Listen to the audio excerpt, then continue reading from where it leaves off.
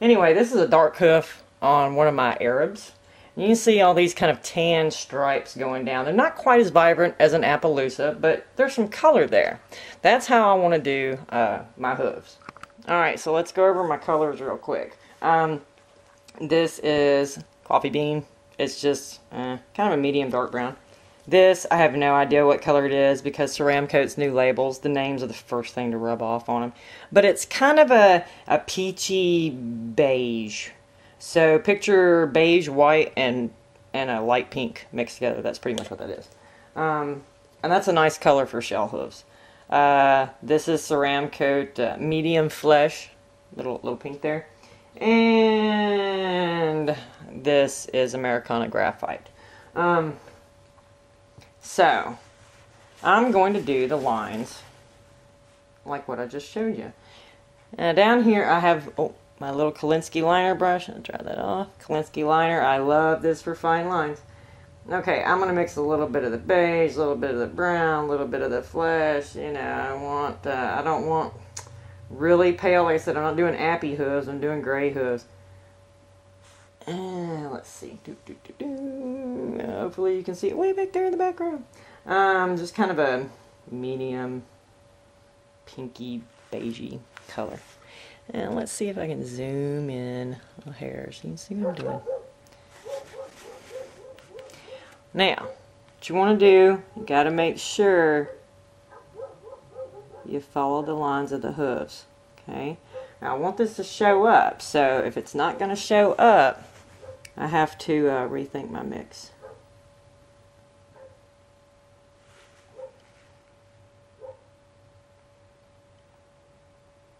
Again, make sure they're following the angle of the hoof. You don't want a bunch of stripes not following that angle, because then you get into other diseases of the hoof. What in the world just happened? I must have hit the wrong paint thing. Hang on.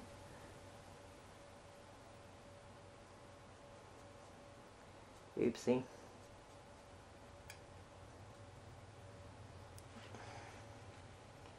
So like when I say follow the angle of the hoof, that is not following the angle of the hoof. Okay? You want your lines to go with the flow of that hoof. Okay? They need to follow the angle of your toe and your heel.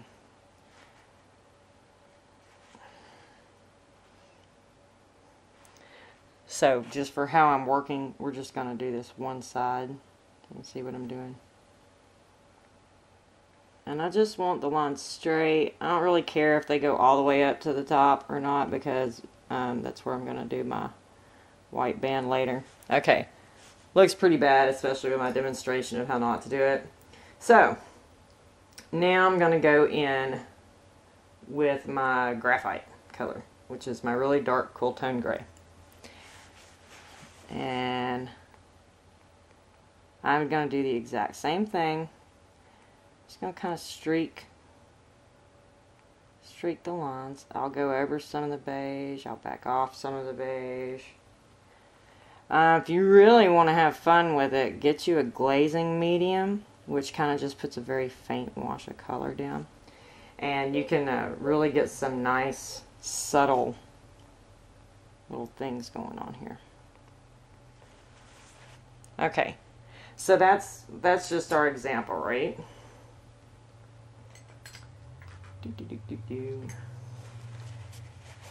Alright, and zoom in. Now hopefully you can see those little lines. Oh. Hello, where'd you go? There you are. Hopefully you can see those little lines. Okay, now that's what I do with my acrylics. Then this back here, this hoof back here has already been sealed. Sort this out.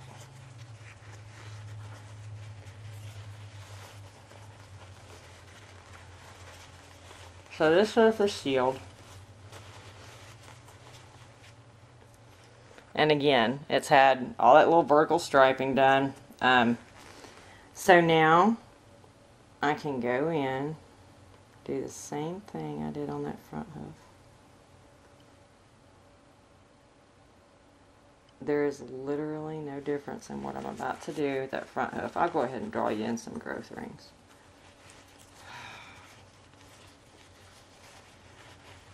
Sorry.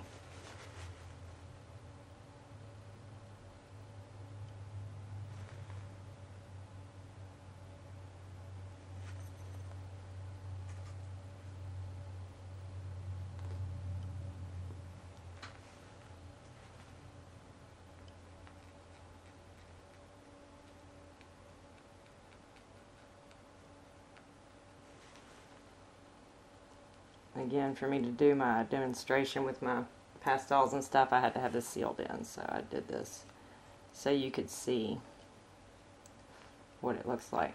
Now you can go in, when you're doing those stripes, you can, you know, use a little bit more solid browns, darker grays, lighter grays. You can really get a lot of different little colors in there.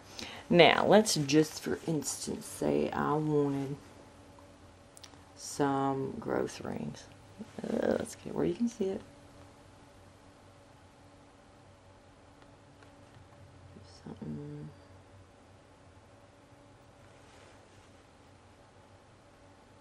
like that. Okay. And then what I'll do is I'll take pointed Q-tip.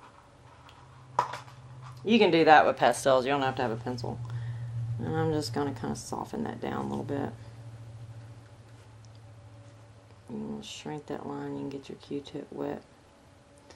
And kind of take the fuzz off where it's, because I want it softened, but I don't want it, you know, smeared everywhere. So you can just wet that Q-tip down, and then you can get that line skinny again.